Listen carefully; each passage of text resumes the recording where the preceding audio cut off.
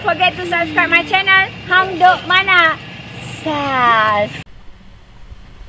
Assalamualaikum, selamat datang ke channel Hang Duk Mana. Mari kita dengar respon Datuk Norma Adam tentang isu SPM geledah safe house ahli politik ternama temui wang asing 5 juta.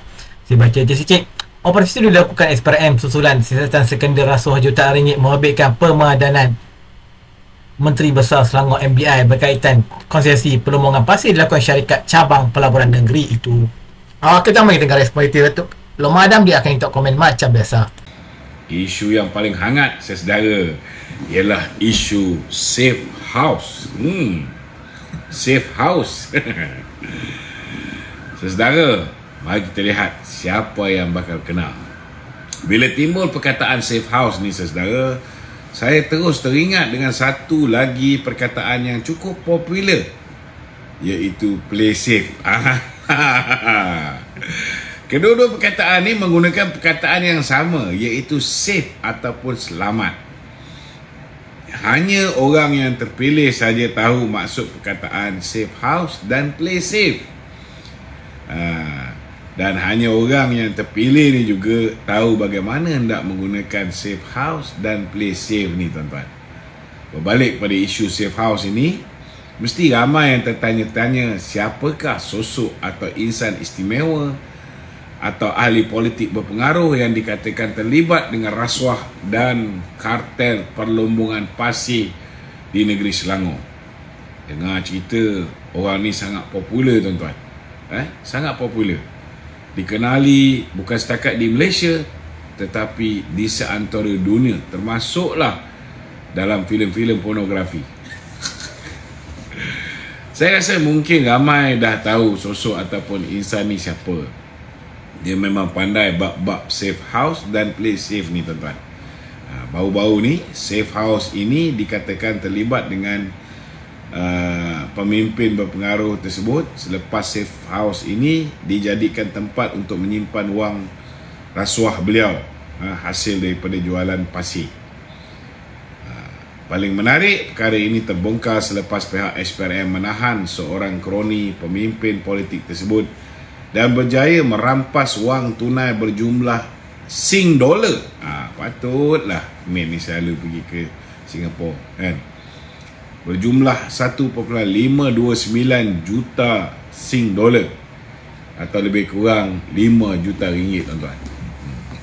Kalau tak silap, yang latest ni, saudara, melibatkan rampasan $74,000 ataupun RM243,000 dan $78,000 ataupun $256,000 di dua lokasi berasingan di Lembah Kelang.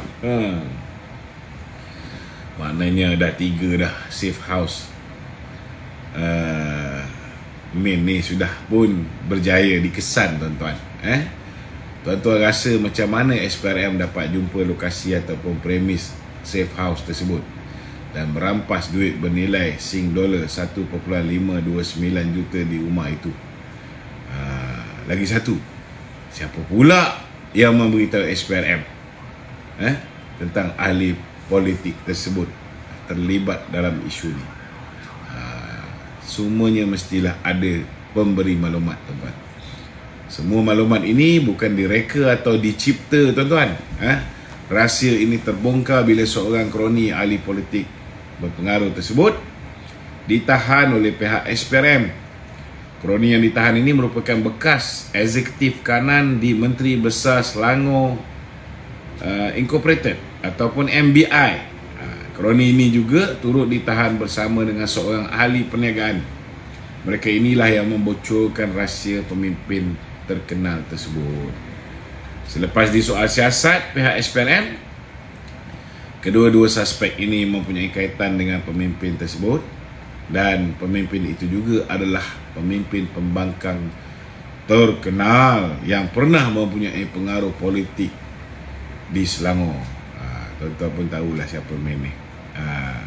Untuk makluman semua, skandal itu bermula apabila syarikat berkenaan memohon konsesi daripada MBI lebih 5 tahun yang lalu.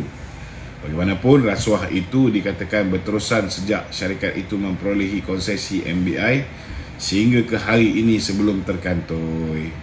So 2018 lalu, siapa MB Selangor tuan-tuan? Tuan-tuan pun kenal siapa dia.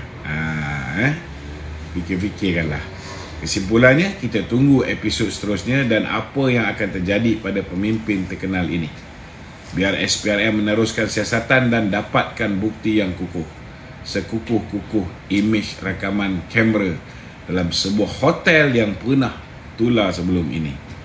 So mari kita makan popcorn, tonton filem Alibaba Bujang Lapuk, dan layan part arwah Ibrahim Pendek.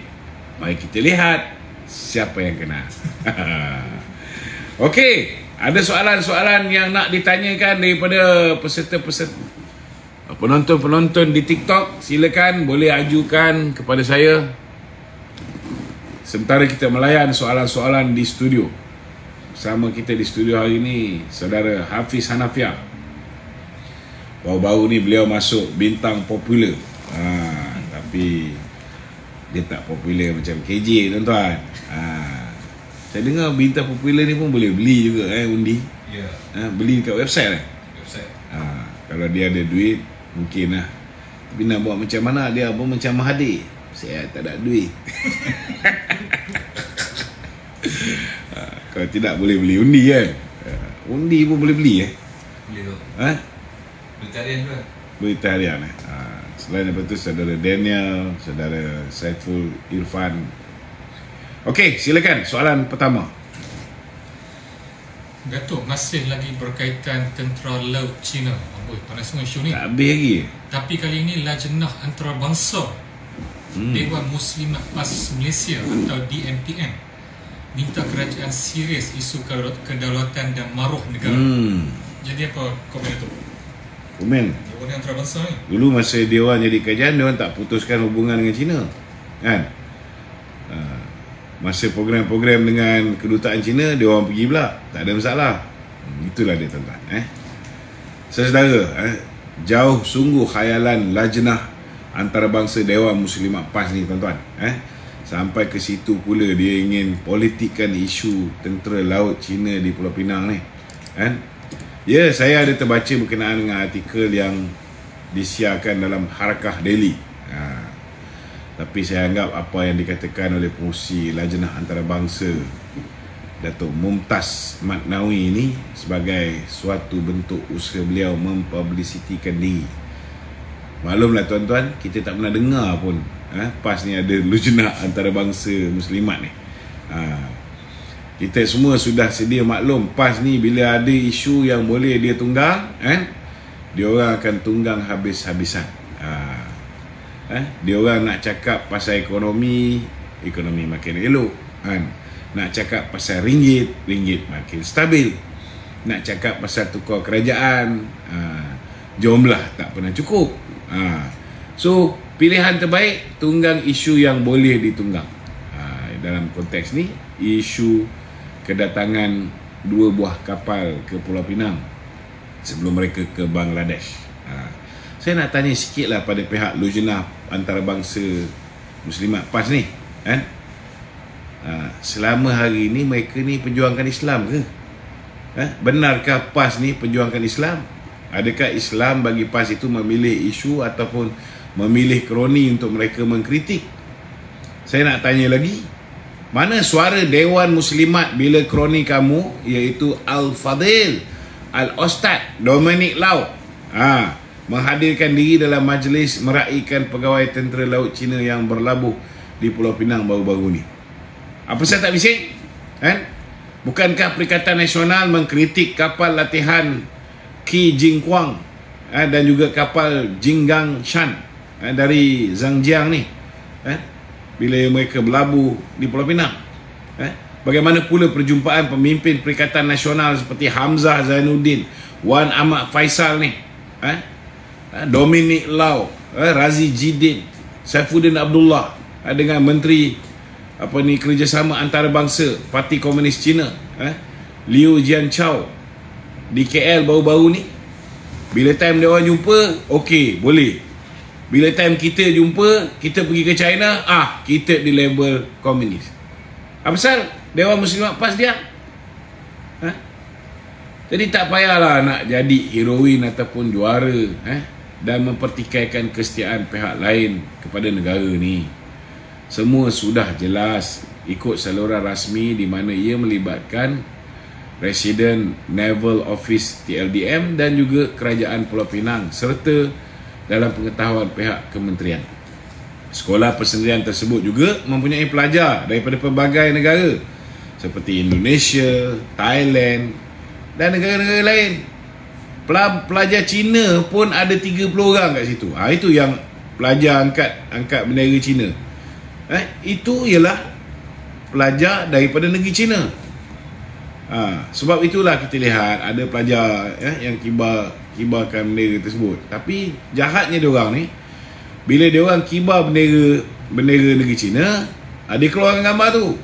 Tapi dalam masa yang sama ada juga pelajar-pelajar Malaysia yang kibarkan jalur gemilang.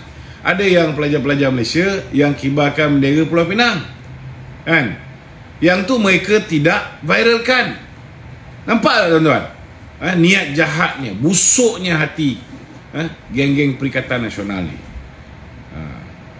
Kesimpulan dia saudara, Dewan Muslimat PAS ni, fokuslah kepada isu-isu yang lebih berfaedah.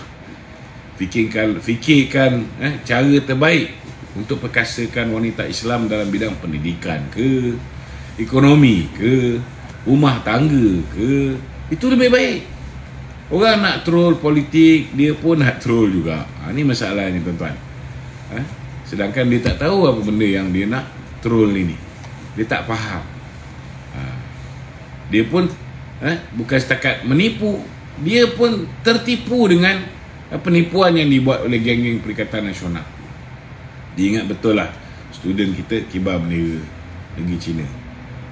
Yang dia tak tahu, puak-puak dia edit gambar-gambar tersebut, keluarkan sekerat. Dia keluarkan gambar. Memanglah pelajar-pelajar tu pakai uniform sekolah Malaysia, tetapi mereka 30 orang ni daripada negeri Cina. Tapi kenapa tak keluarkan gambar pelajar Malaysia yang pegang bendera Malaysia, yang pegang bendera Pulau Pinang? Itu pun dah nampak kan, kamu ni tak bawa imej Islam. Kamu tak bawa roh perjuangan Islam, berkata benar walaupun ianya pahit. Ini masalah kamu. Tak kira lah lajnah antarabangsa ke, Okey. Kita saya baca detail lagi.